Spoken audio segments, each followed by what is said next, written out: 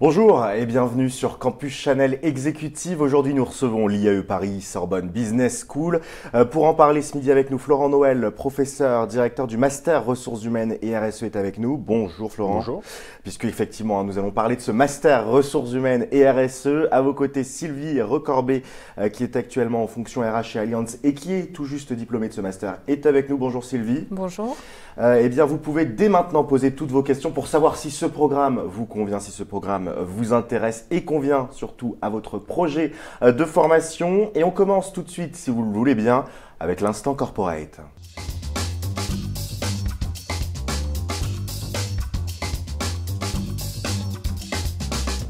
Florent, vous avez 2 minutes pour nous présenter de manière générale le master. Nous aurons l'occasion de rentrer tout à l'heure dans les détails avec les questions que les internautes sont en train de nous envoyer. C'est à vous.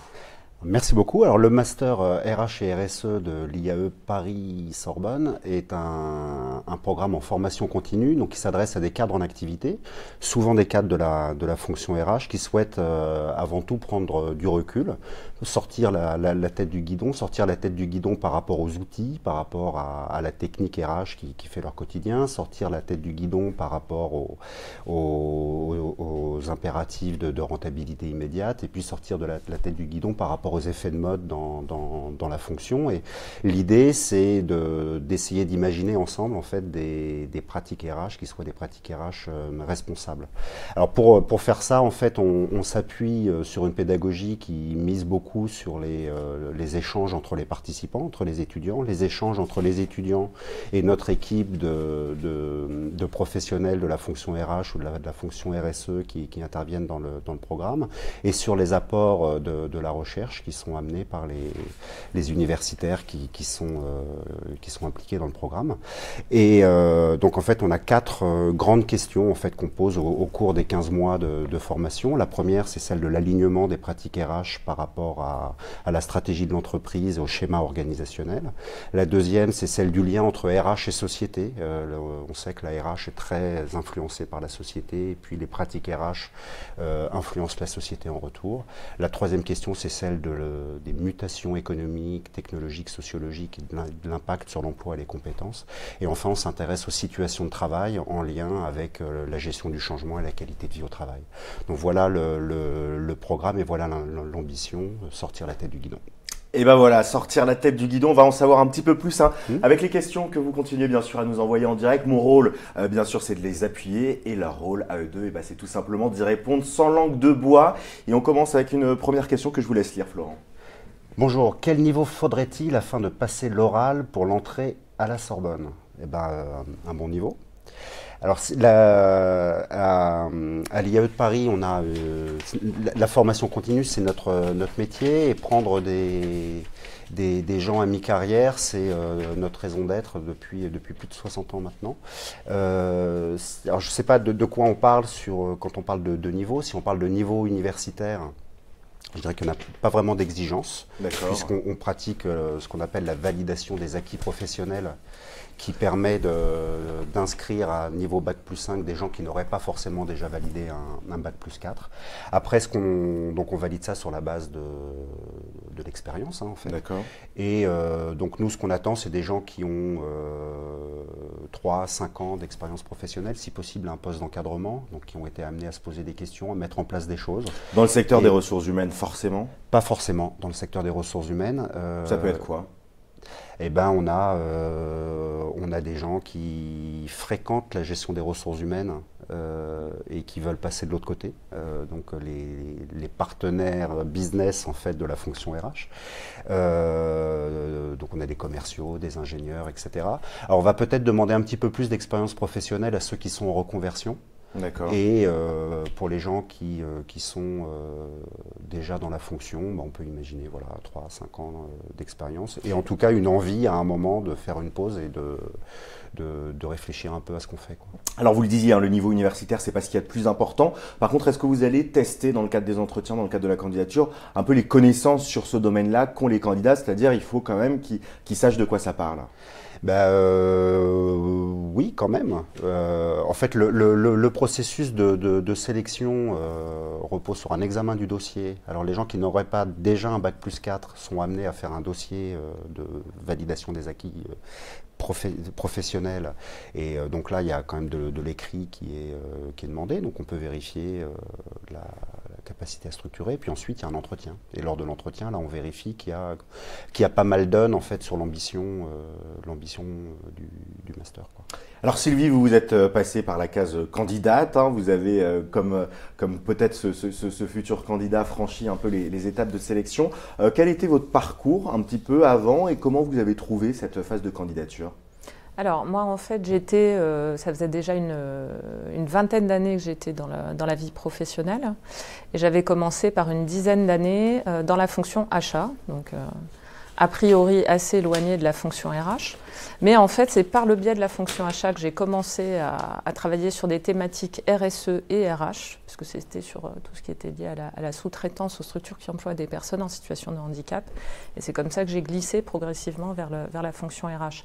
Du coup, lorsque je suis arrivée comme candidate à l'IAE, j'avais, je dirais, une formation initiale déjà d'un niveau inférieur à Bac+4 et je dirais qui n'avait rien à voir avec la fonction RH. Donc quand j'ai présenté ma candidature, j'ai fait justement une démarche de validation des acquis professionnels. Je dirais qu'après un certain nombre d'années d'expérience professionnelle, on arrive assez rapidement à rédiger le dossier qui nous est demandé. Et puis en jury, à présenter sa candidature de façon argumentée. Alors forcément, ça se travaille aussi, l'oral, sur ce pourquoi on est là et ce qu'on a envie de mettre en avant. Il faut avoir un vrai projet professionnel à la clé. Mais voilà, c'est quelque chose qui se fait assez... moi, j'ai trouvé ça assez naturel dans la démarche et très cohérent avec... Très bien, je vais prendre la question suivante, voilà. Sylvie. Alors, diplômée d'un master de commerce international, j'ai 15 ans d'expérience professionnelle, dont 8 en ressources humaines, recrutement, accompagnement. Pouvez-vous me préciser si tous les IAE se valent ou si une formation IAE Paris est forcément de meilleure qualité qu'une formation IAE de province ? Vaste question un petit peu de la concurrence qu'il peut y avoir entre les IAE. Je me tourne vers vous, Florent. Est-ce que l'IAE de Paris a des arguments, des atouts par rapport à d'autres IAE ou est-ce que la formation est assez semblable d'un IAE à l'autre ? Alors déjà, cette personne a le profil. 15 ans d'expérience, 8 ans RH, déjà un diplôme, donc il y a le profil. Alors, est-ce que l'IAE de Paris, Sorbonne, est forcément meilleur qu'un IAE de province ? Vous imaginez bien, moi j'ai des collègues qui sont susceptibles de regarder la vidéo. Moi, j'ai une grande confiance dans ce qu'on fait. On a une très bonne équipe de professionnels qui interviennent dans la formation. Ils sont des professionnels en activité, ce ne sont pas des consultants formateurs qui se présentent en tant que professionnels. On a une très bonne équipe d'universitaires. L'IAE de Paris offre, d'être sur un bassin d'emploi qui est évidemment porteur. On a des très beaux locaux, je crois. Voilà. Après, moi, j'ai jamais vraiment fait l'étude de marché qu'on me demande de faire là. Je suis très confiant dans ce qu'on offre. Et puis après, je laisse à chacun le soin de se renseigner, mais peut-être que Sylvie avait des... Oui, est-ce que c'est juste avant de revenir vers vous, Sylvie, un petit mot, vous le disiez, il a le profil, 15 ans d'expérience professionnelle, 8 ans d'expérience en ressources humaines, il a peut-être trop le profil, qu'est-ce que ça peut apporter quand on a autant d'expérience professionnelle, de repasser par la case master? En fait, on a... Mais ça c'est dans tous les métiers, hein. Il y a, au bout d'un moment, en fait, on fait les choses sans plus trop savoir pourquoi on les fait. Ça ne veut pas dire qu'on les fait mal, mais lorsqu'on commence à vouloir bouger, à vouloir changer, à vouloir proposer autre chose, le fait de prendre un temps de recul, le fait d'apprendre à conceptualiser les pratiques devient nécessaire. Et après, je pense qu'il y a aussi pas mal de gens qui viennent nous voir pour donner du sens à leur pratique, en fait. C'est un moment pour reprendre la main sur leur quotidien. Je ne sais pas, est-ce que c'était votre... Sylvie, sur la question de savoir entre IAE de Paris et IAE de province, est-ce que vous avez hésité, peut-être même d'autres formations, est-ce que vous avez hésité entre d'autres formations où vous étiez sûr de votre choix au moment de candidater? Alors, moi, sur la question de la localisation, je ne me suis pas trop posé la question, parce que j'habite en région parisienne. Voilà. Là, je ne suis pas forcément le bon témoin pour ça. Sur la question de la formation à proprement dite, alors moi je m'étais renseignée auprès de mes collègues qui sont déjà en fonction RH pour voir un peu qui avait suivi quelle formation.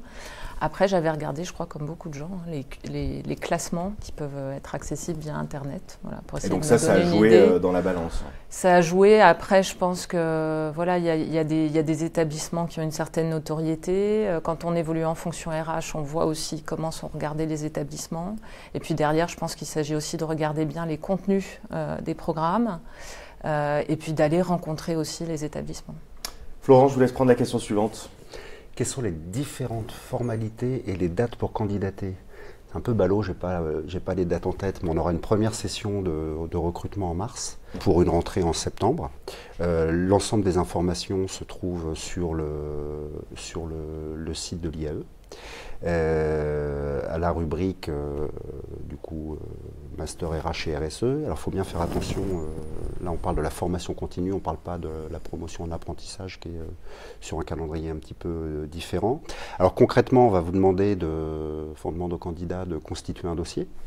Un dossier avec un CV, une lettre de motivation et éventuellement un dossier de validation des acquis si on n'a pas un niveau bac plus 4 de base. Si vous n'avez pas un niveau bac plus 4 de base. Ensuite, nous, on va examiner ce dossier et on reçoit toutes les candidatures qui ne sont pas franchement farfelues à l'entretien. Donc, ça vous arrive d'avoir des candidatures qui restent inadéquates? Il y a des candidatures farfelues. Ouais. D'accord. Voilà. Donc sur le site, les personnes intéressées trouveront aussi les réunions pour les réunions, enfin les dates des réunions d'information. Et on a une soirée porte ouverte en mars aussi, où les gens pourront rencontrer l'équipe et se renseigner. Sylvie, je vous laisse prendre la question suivante. Bonjour, combien de places proposez-vous et quels sont vos critères de sélection ? Est-ce qu'une lettre de recommandation de mon directeur de service peut jouer éventuellement en ma faveur? Alors moi j'en avais fait une et je ne sais plus si c'est obligatoire dans le dossier. Très franchement. Alors c'est pas obligatoire parce qu'en fait on ouvre aussi la formation à des projets personnels. Donc on a certains étudiants qui se forment sans l'aval, ni l'appui, ni l'autorisation de leur management.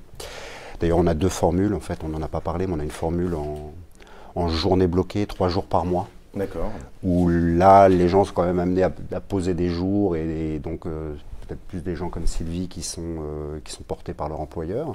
Et une formule en soir, 2 soirs par semaine, 19h-22h, qui peut se faire en catimini. Donc une lettre de recommandation n'est pas forcément nécessaire. Et c'est un plus dans la candidature ou c'est un argument comme les autres que vous prenez?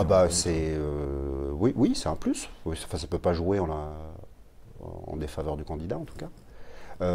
Après, nous, au fait, on forme des individus, quoi. On n'est pas un institut de formation, on ne forme pas des gens pour le compte d'employeurs. Donc c'est la motivation personnelle. Si vous percevez que ce n'est pas une démarche qui est personnelle, mais qui est un petit peu poussée par l'employeur, qui aimerait bien que son employé monte en compétence, ça ne va pas trop vous intéresser, quoi.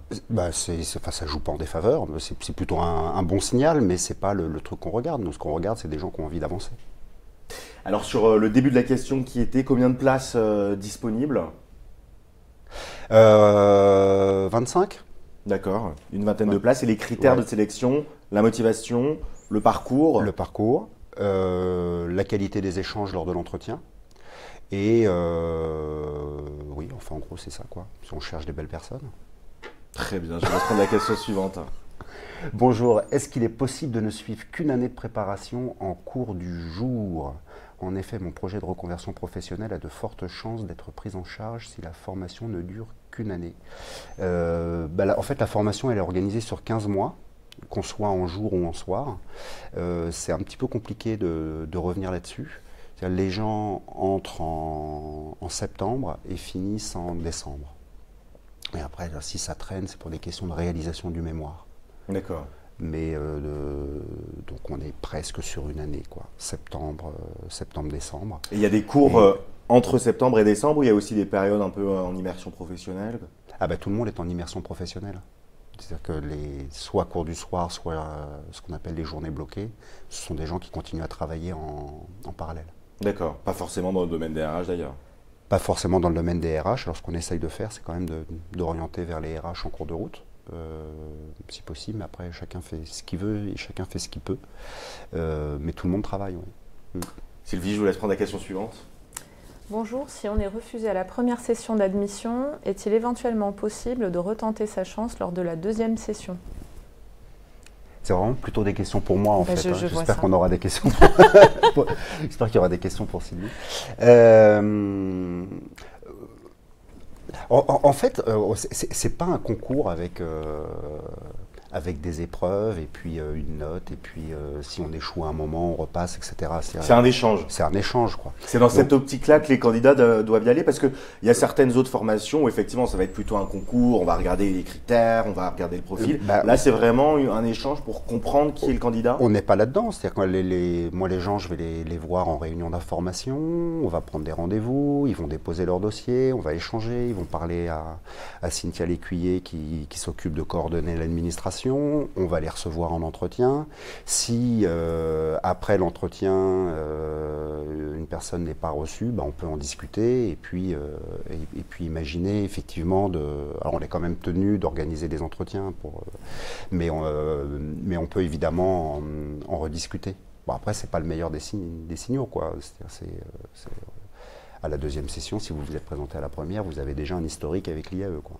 Mais tout n'est pas fermé. Et en tout cas, c'est pas impactant de ne venir qu'à la deuxième session, non plus. Peu importe finalement le moment, c'est vraiment le parcours qui va être intéressant, quoi. En fait, à l'IAE de Paris, c'est assez à la bonne franquette, en fait. je crois. Très bien, Sylvie, je vous laisse prendre la question suivante.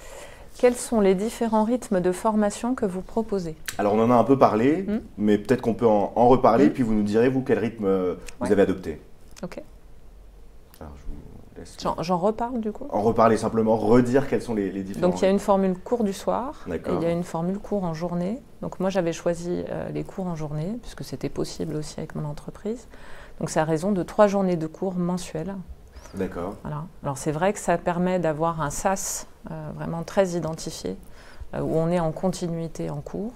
Voilà. Donc moi c'était une formule qui me convenait bien et qui était compatible avec mon activité professionnelle. Donc 3 jours de cours par mois, ouais. Et le reste du temps, il y a quoi? Il y a quand même des projets, peut-être des MOOC, du e-learning, comment ça fonctionne? Je continue. Donc on a accès en fait à des ressources pédagogiques sur une plateforme, donc qui correspondent en fait au contenu des cours avec quelques compléments. Mais en parallèle des cours, on a en fait pour chaque trimestre un travail collectif à réaliser, donc avec des groupes qui se forment en fonction du trimestre, etc. Avec des problématiques différentes à chaque fois. Et donc ça génère aussi un travail en parallèle des cours et en parallèle du travail qu'on doit réaliser sur les cours. Donc voilà, c'est je dirais, une période assez dense. Donc ça ne s'arrête pas aux 3 jours de cours mensuels, très très clairement. Oui, c'est ça, parce que ça peut être une question. Hein, si on n'a que 3 jours mensuels, est-ce qu'on arrive quand même à tout acquérir, à tout avoir ou pas? Je crois qu'on a des gens, les gens qui suivent le cursus sont en activité professionnelle et j'espère que le cursus est pensé pour. Il y a du travail entre les séances, il y a les travaux collectifs à mener. Moi, j'ai l'habitude de dire qu'en gros, c'est le master, c'est un week-end sur 2 et la moitié des vacances scolaires.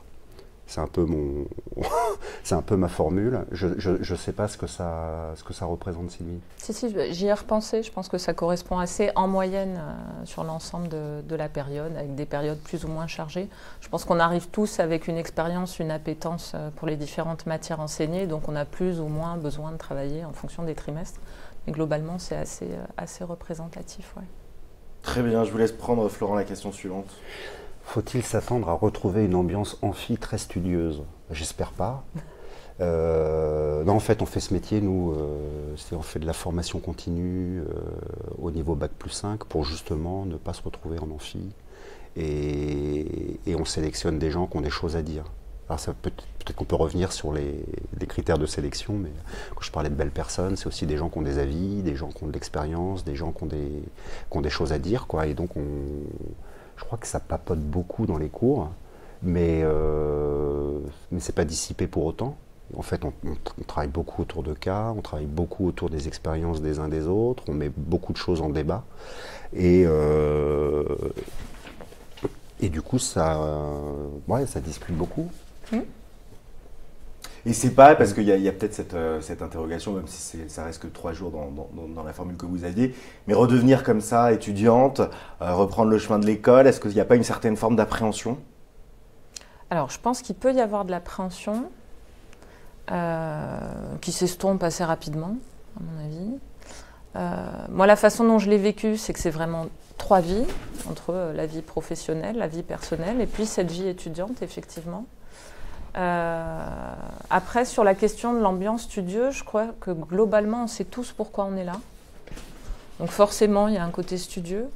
Maintenant, c'est extrêmement riche d'échanges, et pendant les cours, et à l'extérieur des cours. Donc voilà, c'est de la formation pour adultes, et voilà, on sait pourquoi on est là. Ouais. Très bien. Ouais, ça bosse, hein, ça bosse. Ouais. Enfin, je ne sais pas comment interpréter ambiance amphi très studieuse. Est-ce que la question c'est est-ce qu'on va s'embêter, ou est-ce que la question c'est est-ce qu'on travaille quand même? Est-ce qu'on travaille? En fait, on travaille, ouais. On travaille. La formation est hyper. Il y a 300 heures de formation. C'est hyper dense sur 15 mois.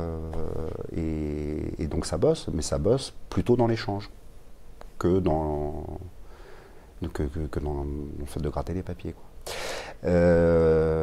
On n'a pas parlé tout à l'heure de la formule soir.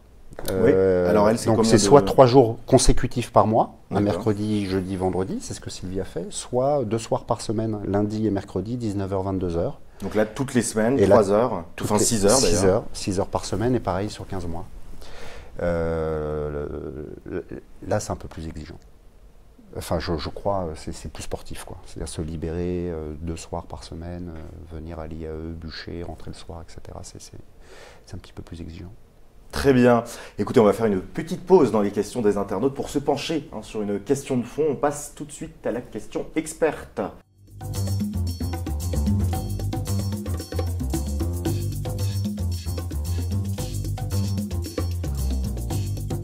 Alors une question experte que je vous ai concoctée, un petit peu polémique, mais d'actualité. Il y a un an, l'ancien DRH Didier Bille a publié l'ouvrage DRH Machine à broyer, dans lequel il se fait très critique du secteur des ressources humaines. C'est parfois un préjugé sur l'univers des RH. Qu'est-ce que vous pouvez dire peut-être pour atténuer un peu ces idées reçues? Est-ce que tous les RH sont méchants? Bah non, mais pas tous, non. Mais justement, en fait, on essaye de travailler. Nous, c'est RH et RSE. Donc moi je suis persuadé qu'on peut imaginer des pratiques de gestion des ressources humaines responsables. Didier Bille présentait un univers de pratiques de GRH assez irresponsables, assez dangereuses. Je pense que ce qu'il décrit existe, mais c'est loin d'être la norme. Et en tout cas, si c'était la norme, nous à l'IAE, on essaiera de décaler cette norme, quoi. Vous avez eu le sentiment, Sylvie, dans les formations qu'on vous a données, qu'il y avait cet aspect humain qui était placé un petit peu au centre de votre formation? Alors, la notion de responsabilité, alors moi en plus, étant arrivée dans la fonction par le biais de la RSE, c'était d'autant plus fort, et je pense que le choix du master était aussi lié à ça. La notion de responsabilité, oui, je suis extrêmement vigilante sur la dimension humaine, parce que oui, dans les ressources humaines, il y a une dimension humaine, mais les ressources humaines sont là pour accompagner la performance de l'entreprise. Donc, on est là pour articuler un certain nombre de choses, de sujets, d'objectifs, d'enjeux, pour servir la performance de l'entreprise. Et en intégrant aujourd'hui toutes les thématiques sociétales, etc. Donc, voilà, moi je pense que sur la fonction, il faut se donner une bonne vision. Je pense que le master permet aussi ça, c'est-à-dire qu'il donne une vraie vision d'ensemble de tout ce qu'une fonction RH doit prendre en compte dans la façon dont elle accompagne une entreprise. Bien, je pense que c'est une bonne manière de répondre à cette question experte. Florent, je vous laisse prendre la question suivante. Doit-on réaliser un stage dans le cadre du cursus et rédiger une thèse professionnelle? Alors, les étudiants arrivent avec une expérience professionnelle en formation continue. La plupart d'entre eux travaillent déjà donc avec des statuts qui heureusement ne sont pas des statuts de stagiaires. Donc il n'est pas nécessaire de faire de stage. Et après, tout le monde aura un mémoire à réaliser, donc pour creuser une question à soi pendant la formation. En lien avec l'expérience professionnelle qu'on a ou pas forcément? Pas forcément.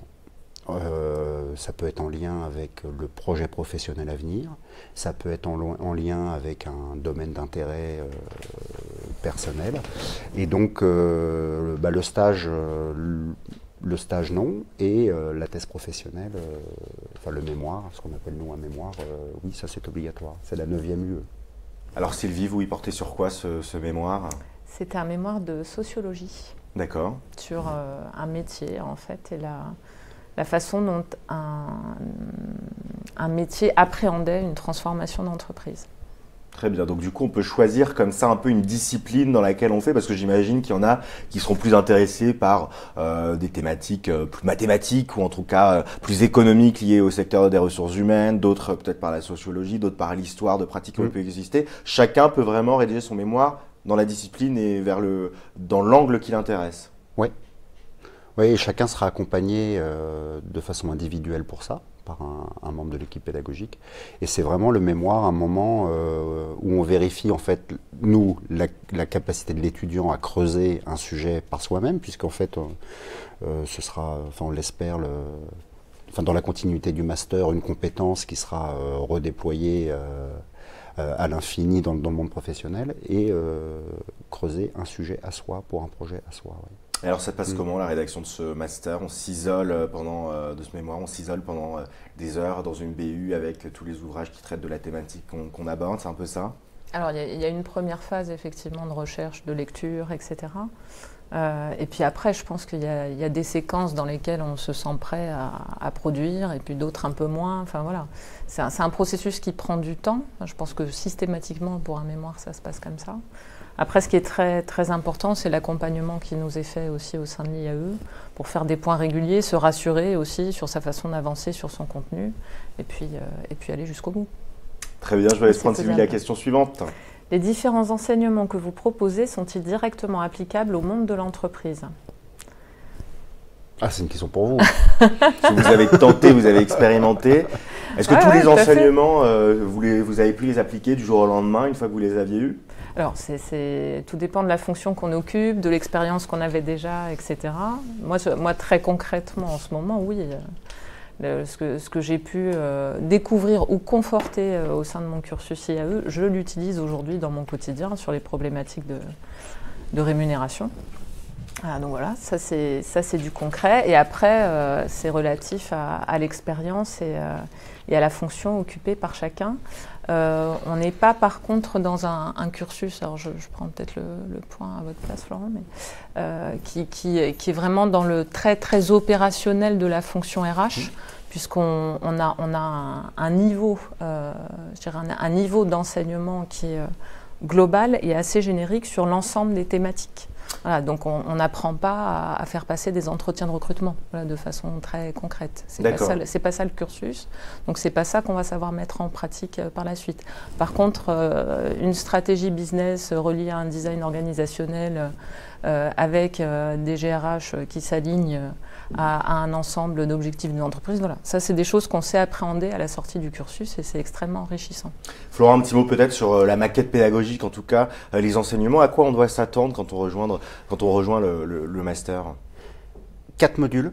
Le premier module autour des processus RH vise à... En fait, on essaie de travailler de façon transversale sur l'articulation entre les différents processus RH. Essayer de comprendre que l'évaluation, la gestion des compétences, la gestion des carrières, la rémunération, les relations sociales, tout ça fonctionne ensemble dans des ensembles qui sont cohérents. Et ils sont d'autant plus cohérents qu'ils sont alignés sur la stratégie de l'entreprise et sur les schémas organisationnels de l'entreprise. Donc ça, c'est le premier module. Un deuxième module qui s'appelle RH et société, dans lequel on traite d'éthique, de RSE, de droit du travail, de relations sociales, où on regarde comment la société impacte les les pratiques RH et comment les pratiques RH des entreprises au sens large ont des effets sur la société. Donc c'est là qu'il y a aussi un truc à travailler sur la responsabilité sociale. Troisième module, RH et mutation, où on regarde comment les mutations économiques jouent sur les stratégies d'entreprise, comment l'emploi, comment les compétences bougent, et on regarde comment on peut faire pour accompagner ces mutations en termes de GPEC. Et le dernier module est sur RH et management, et là on s'intéresse à la situation de travail, au leadership, à la gestion du changement, à la qualité de vie au travail, qui nous paraît être un des chantiers de la gestion des ressources humaines importants également. Alors Sylvie, de tous les cours que vous avez eus, c'était lequel que vous avez le plus marqué ou en tout cas intéressé, où vous aviez le plus d'appétence pour le contenu? Alors, je pense qu'on vient d'en parler, hein, tout ce qui est risques psychosociaux et qualité de vie au travail. Je pense que ce sont des sujets de plus en plus forts dans les entreprises aujourd'hui. J'ai aussi beaucoup apprécié les cours de design organisationnel. Enfin, je ne sais pas s'il y a quelque chose que j'ai moins apprécié. Enfin, je pense que les matières sont très différentes, extrêmement complémentaires. Progressivement, on fait le lien. Et les cours sont structurés de sorte à ce qu'au sein même de chaque trimestre, on arrive à articuler les différentes matières. Donc je pense que voilà, tout est intéressant, tout est utile. Et moi, je dirais qu'intellectuellement, ça m'a... Voilà, tout m'a plu, concrètement. Très bien, je vais prendre la question suivante, Florent. La RSE est-elle toujours autant pourvoyeuse d'emplois ou la bulle est-elle en train de se dégonfler? Alors la bulle RSE... Bon, je ne sais pas s'il y avait une bulle. Moi, je pense qu'en fait, il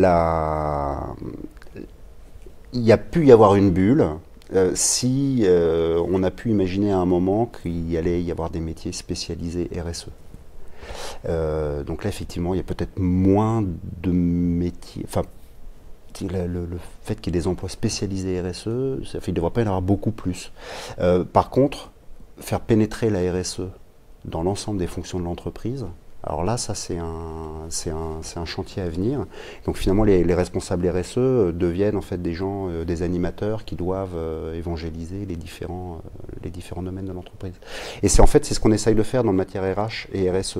On ne forme pas directement à des métiers RSE, on forme des gens de la fonction RH à des pratiques de gestion des ressources humaines responsables. D'accord. Donc le but, c'est pas d'avoir des experts de la RSE, mais simplement des personnes qui ont été infusées, qui en ont eu dans le cadre de leur parcours. Qui en ont eu dans le cadre de leur parcours et qui vont systématiquement se demander quel est l'impact social des pratiques RH menées, quoi. Et voilà. Parce que sinon, en fait, les métiers de la RSE en fait, ont été un peu confisqués par les métiers du reporting et ou de la com. Et donc on est plus sur essayer de diffuser. Ouais. Vous Sylvie, vous nous disiez tout à l'heure que vous avez commencé finalement à entrer dans le secteur des RH par la RSE. Vous pouvez nous en parler un petit peu? La RSE, à l'époque où elle a commencé à intégrer le processus achat, donc ça déjà c'était une première expérience dans la façon de questionner les fournisseurs à venir sur leurs propres pratiques de RSE et sur leur souhait d'accompagner leurs clients dans leur propre politique RSE. Et après, en fonction RH, du coup, avant d'intégrer pleinement la fonction RH, j'étais vraiment au sein de la direction du développement durable, donc qui maintenant est devenue la direction de la RSE. Voilà. Donc c'est un sujet que j'ai appréhendé de façon globale et en termes RH vraiment sur le volet handicap et diversité. D'accord. Florent, je vous laisse prendre la question suivante. Est-ce que vous avez des liens avec des entreprises qui peuvent éventuellement nous recruter à l'issue de la formation? Non. Le réseau? Non, pas à l'issue de la formation. C'est au démarrage de la formation. C'est-à-dire que la formation est pensée pour pouvoir être suivie en parallèle d'une activité professionnelle. Alors, on a un réseau, on ne doit pas être loin du millier de diplômés spécifiquement du Master RH. L'IAE Paris-Sorbonne a 30 000 alumni référencés, actifs. Donc, on a un très grand réseau. Et moi, je reçois 2 à 3 fois par semaine des offres de stage ou des offres d'emploi à diffuser auprès des étudiants de mes promos. Et donc ça, on les diffuse et on invite donc les étudiants qui sont en recherche à se mettre le plus tôt possible en emploi. et pas attendre la formation, puisque le rythme est tout à fait pensé pour être compatible. Donc on peut imaginer que finalement, un étudiant qui vous rejoint, qui était déjà en poste, qui a envie de rejoindre les ressources humaines, quitte son poste au moment d'intégrer la formation et puisse voilà, intégrer un nouvel emploi en même temps qu'il commence la formation. Ça arrive, ça? Ça arrive souvent. Ça arrive souvent Sylvie, combien de personnes ont changé d'emploi en cours de formation? Cette année? Oui. Pas beaucoup. Pas beaucoup. Non, c'était peut-être pas la bonne année. Alors, à ma connaissance, mais il ne me semble pas qu'il y ait beaucoup de changé d'emploi. Alors, dans le groupe Soir, il y en a beaucoup, ouais, qui changent, parce qu'en fait, on vient faire le cursus aussi parce qu'on a envie de changement. Donc ça change, certains arrivent, ils ne sont pas en emploi, ils retrouvent un emploi, d'autres changent. En fait, la vie ne s'arrête pas, quoi, pour autant. Donc ouais, c'est pas une bulle comme ça où on entre et puis on sort et puis on fait que ça pendant, quoi. Je vous laisse enchaîner avec la question suivante. Ça c'est pareil. Alors quels sont les salaires moyens auxquels on peut s'attendre à l'issue de la formation? On est en formation continue. Ça dépend beaucoup du salaire qu'on avait en entrant. Donc les métiers sont pas les mêmes, les secteurs sont pas les mêmes, les niveaux sont pas les mêmes. Je serais très à l'aise pour répondre à cette question pour les apprentis. Je pourrais vous dire que des apprentis qui finissent leurs études vont être embauchés à 35 000 € annuels. En formation continue, c'est beaucoup plus compliqué. Certains sont déjà cadres dans des grosses entreprises, gagnent bien leur vie, d'autres se mettent à leur compte, d'autres sont... Mais en tout cas, on observe, au-delà du chiffre de la etc. fourchette, on peut observer une progression dans les salaires à l'issue de la formation, ou ça peut être simplement une progression qui arrivera peut-être plus tard? Ça se négocie. En fait, là, ça dépend aussi si les gens viennent portés par leur entreprise. Voilà, là, tiens, en cours de formation, Leïla qui vient d'entrer un soir me dit qu'elle a une promotion au cours de la formation. D'accord. Voilà. J'imagine qu'elle va mieux gagner sa vie, etc. D'autres pas. Donc c'est quand même très compliqué de répondre comme ça. Voilà. Par contre, la formation est un tremplin pour la carrière, ça j'en suis sûr. Un étudiant d'il y a 4 ou 5 ans me disait, en début de formation, je participais pas aux réunions. 3 mois après, on me demandait d'y participer. 6 mois après, je comprenais ce qu'il se disait. Et 12 mois après, on me demandait mon avis. Et donc c'est quelque chose qui illustre quand même le fait que la formation fait grandir, permet de voir plus large, de voir plus transversal et de s'affirmer professionnellement. Et du coup, il y a forcément un impact sur les statuts et sur les rémunérations. Si vous au-delà de la question mercantile, il y a eu une progression dans votre carrière qui a été rendue possible par cette formation? Alors, pour moi, il n'y a pas de lien direct entre les deux, puisqu'il y avait déjà une réflexion sur un changement de poste, voilà, une mobilité interne, dans le cadre de mon parcours au sein de la fonction RH, donc c'est quelque chose qui vient d'arriver. Mais il n'y a pas forcément de lien direct. La formation, ça a été vraiment une demande de ma part pour conforter, asseoir mes connaissances dans le domaine. Donc, voilà. Florent, la question suivante. Est-il possible de vous rencontrer dans le cadre des JPO pour vous poser des questions plus spécifiques à nos situations pro? C'est pour ça qu'on fait des JPO.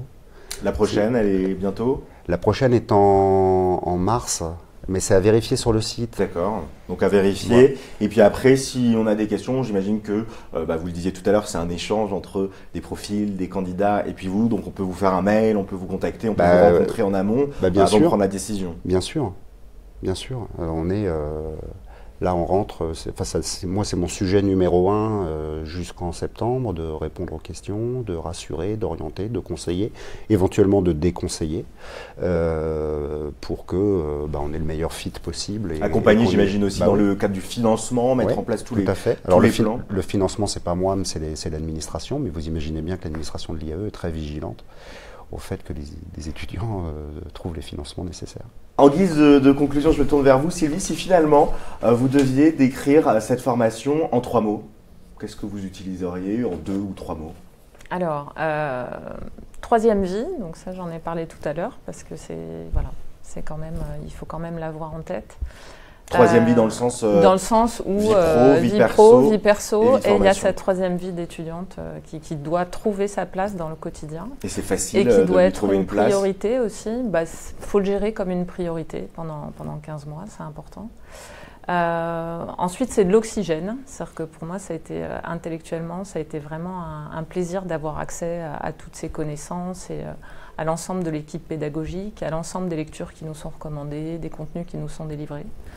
Voilà. Et puis engagement aussi, voilà, tout se rejoint. Hein. C'est un engagement fort, mais qui vaut vraiment la peine, quoi. Quel dernier conseil vous auriez à des futurs candidats, des futures candidates qui hésitent, qui se demandent est-ce que c'est fait pour moi ou pas? Venez nous rencontrer, écrivez-moi, venez aux réunions d'information, venez aux journées portes ouvertes et puis on en discute. Très bien. Le message est passé. Merci beaucoup Florent Noël, professeur directeur du Master Ressources Humaines et RSE de l'IAE Paris Sorbonne Business School, d'être passé par le plateau de Campus Chanel Exécutive. Et merci à vous, Sylvie Recorbet, tout juste diplômée en fonction RH au sein d'Allianz. J'espère qu'ils auront pu répondre à toutes les interrogations que vous aviez autour de ce Master et que peut-être ils vous aideront à franchir le pas. À très vite. Merci de nous avoir suivis et à très vite sur Campus Chanel Exécutive.